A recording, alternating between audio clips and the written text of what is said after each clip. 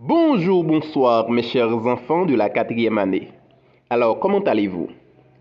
Nous espérons que tout le monde va bien et comme toujours, nous avons le plaisir de vous retrouver aujourd'hui en vue de travailler en histoire pour vous qui êtes en quatrième année fondamentale. Alors, je vous rappelle que ici, avec Maître Dano Silencieux, vous avez toutes choses faciles et les notions que nous allons aborder aujourd'hui dans le cadre de ce cours, c'est le premier chapitre de notre programme d'histoire en quatrième année fondamentale. À l'ordre du jour, nous allons voir l'Europe à la conquête du Nouveau Monde.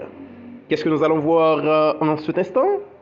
L'Europe à la conquête du Nouveau Monde. Oui, l'Europe à la conquête du Nouveau Monde. À la fin de ce chapitre, mes chers amis, mes chers enfants, mes chers apprenants, nous devons être en mesure de décrire le parcours de Christophe Colomb de l'Europe jusqu'à son arrivée en Amérique et plus précisément en Haïti.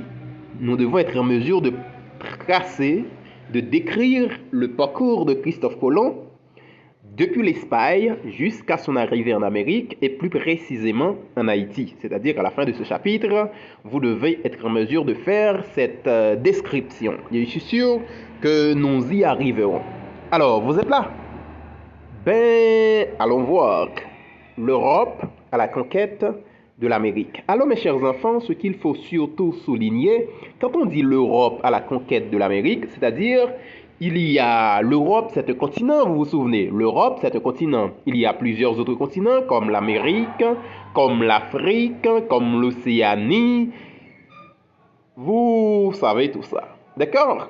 Maintenant, quand on dit l'Europe à la conquête du Nouveau Monde, c'est comme si l'Europe va conquérir, l'Europe va faire la découverte, l'Europe va partir à la recherche du Nouveau Monde. Et quand on parle de Nouveau Monde, à quoi fait-on référence? Ben, dans le cadre de ce cours, le Nouveau Monde dont nous sommes en train de parler, c'est l'Amérique. Le Nouveau Monde, c'est quoi? C'est l'Amérique. L'Amérique. Est-ce que ça va qu'on arrive nous des fois nous qu'on déplacer nous quitter la caille nous et puis soit mamie soit papi a déplacé avec nous et puis nous pas certains d'avance côté nous aller.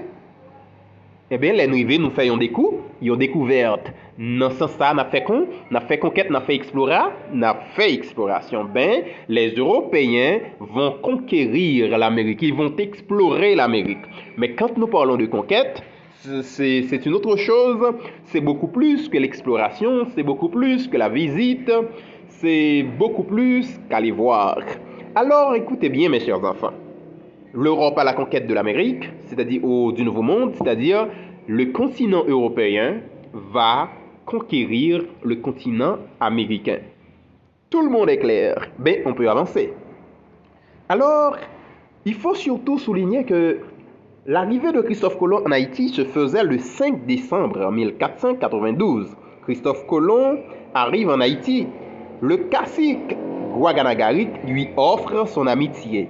Les Espagnols prennent possession de l'île, il l'appelle Hispaniola et ses habitants indiens. C'est-à-dire, dès son arrivée, Christophe Colomb qui venait de l'Europe, plus précisément de l'Espagne, il vient en Amérique et s'installe en Haïti avec l'idée de faire une conquête. Et quand il est venu en Haïti, il a trouvé le cacique Guaganagaric qu'il a reçu, c'est le chef du Marien, qu'il a reçu et avec qui il allait faire une amitié. Vous comprenez?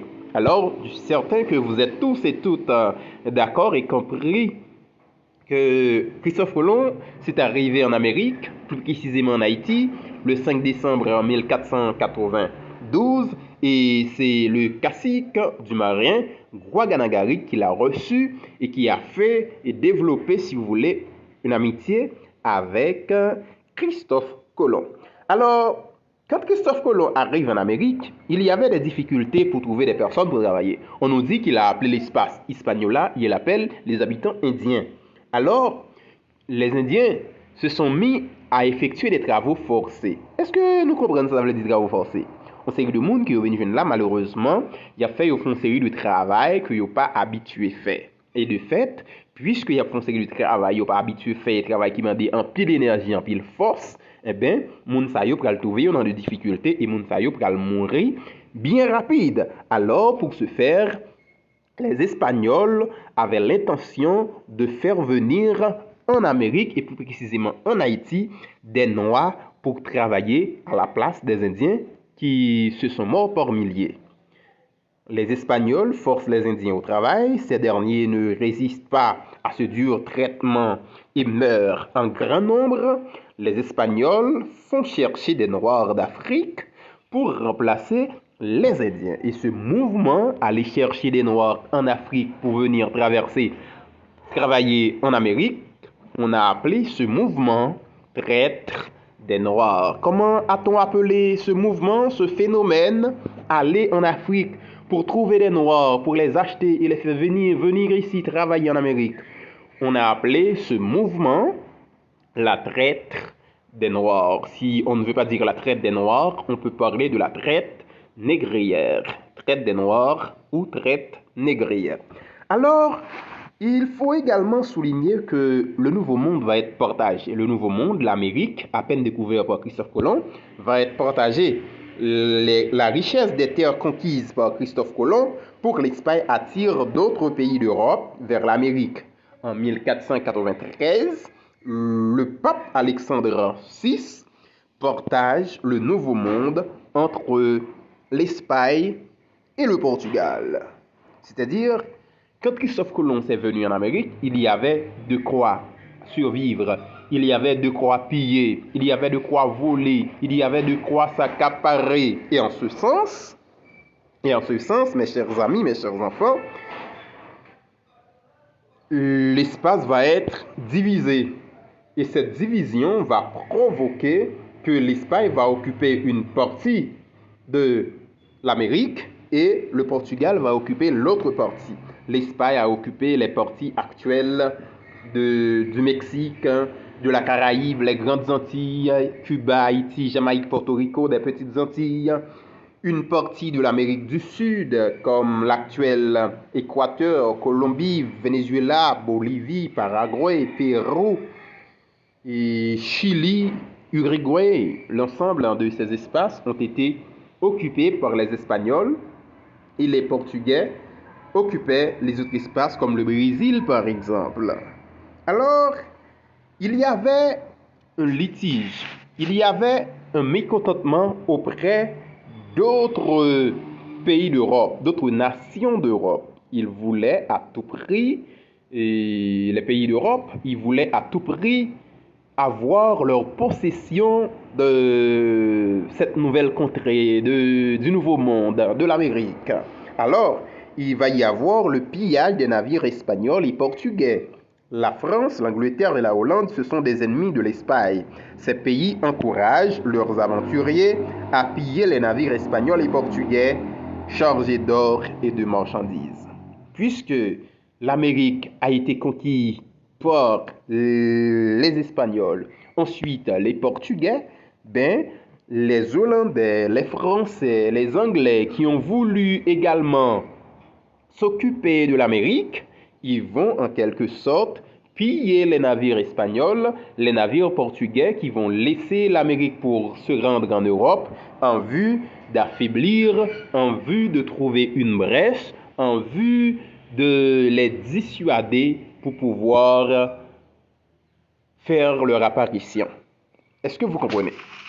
Les bateaux français, les bateaux espagnols, les bateaux portugais, ont sorti en Amérique chargés pour porter toute qualité de marchandises, eh bien, Européens, l'autre pays européens, tant que l'Angleterre, tant que la France, tant que la Hollande, ils volaient tout ça dans bateau, ils attaquaient les gens qui sont sous bateau espagnol, sous bateau portugais, et ils volaient, ils pillaient. Ça a été un gros problème pour les Espagnols et les Portugais. Alors, comment peut-on expliquer cette lutte entre les différents navigateurs? On parle de combat naval entre les pays puissants. L'Espagne est affaiblie, la France, l'Angleterre et la Hollande continuent à l'attaquer sans répit pour le contrôle de l'Amérique. Cependant, ces pays se battent aussi entre eux. Bien que l'Angleterre, la France et la Hollande se battent Ils se battent pour le contrôle de l'Amérique, ils se battent contre l'Espagne, mais ces pays ne s'entendent pas toujours. Ces pays ont des difficultés entre eux, ces pays ont des litiges à régler entre eux.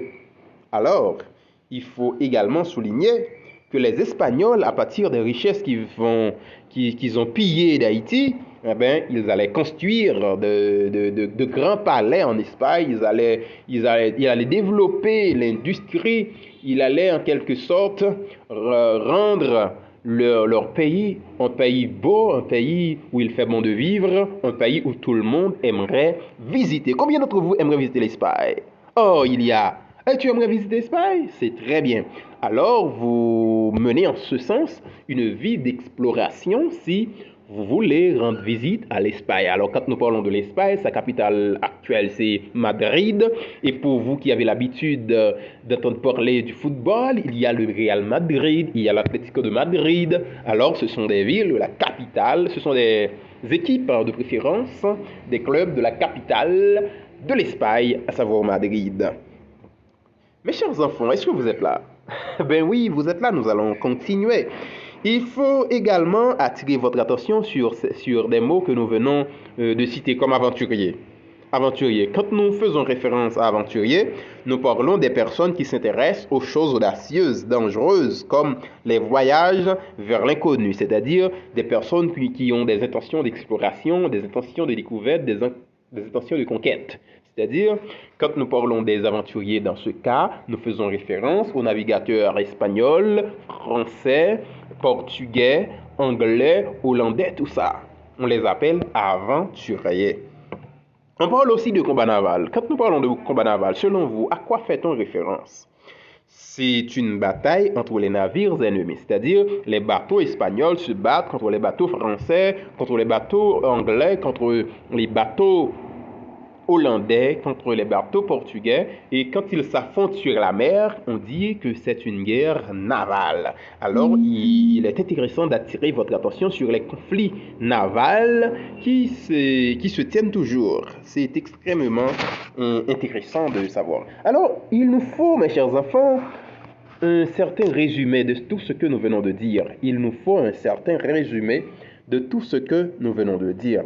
Alors, ce que vous devez retenir, c'est en 1492, les Espagnols arrivent en Haïti, ils nomment l'île Hispaniola et ses habitants indiens et les forcent au travail. Je reprends. En 1492, les Espagnols arrivent en Haïti, ils nomment l'île Hispaniola et ses habitants indiens et les forcent au travail. Les Indiens meurent en grand nombre. Les Espagnols font venir des Noirs d'Afrique pour les remplacer. Les Indiens meurent en grand nombre et les Espagnols font venir des Noirs d'Afrique pour les remplacer. En 1493, l'Espagne et le Portugal deviennent les seuls maîtres du Nouveau Monde. Cependant, la France, l'Angleterre et la Hollande luttent pour s'emparer de leur territoire en Amérique. Je reprends. En 1493, l'Espagne et le Portugal deviennent les seuls maîtres du Nouveau Monde. Cependant, la France, l'Angleterre et la Hollande luttent pour s'emparer de leur territoire en Amérique.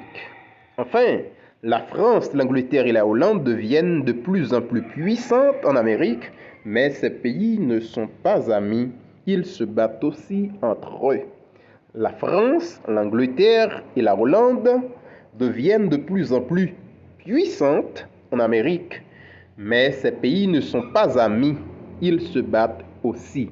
Alors, ce qu'il faut surtout souligner dans le cadre de la leçon d'aujourd'hui, c'était l'Europe à la conquête de l'Amérique, les pays européens tels que...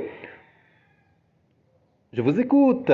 Les pays européens tels que, bravo, l'Espagne, le Portugal, l'Angleterre, la Hollande, bravo, ce sont des pays qui se battent pour conquérir le Nouveau Monde, pour conquérir l'Amérique. Bravo, c'est très bien.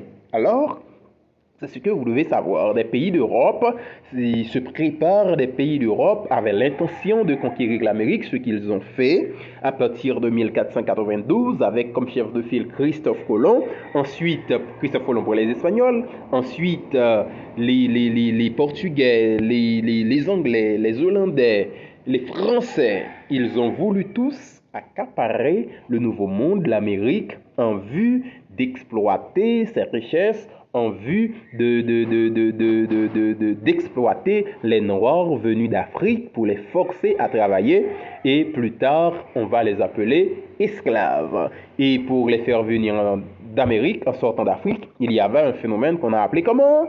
Eh oui, on l'a appelé la traite négrière. Alors, c'était un plaisir d'avoir été avec vous aujourd'hui. On se verra bientôt, maître d'anneaux silencieux. À la prochaine.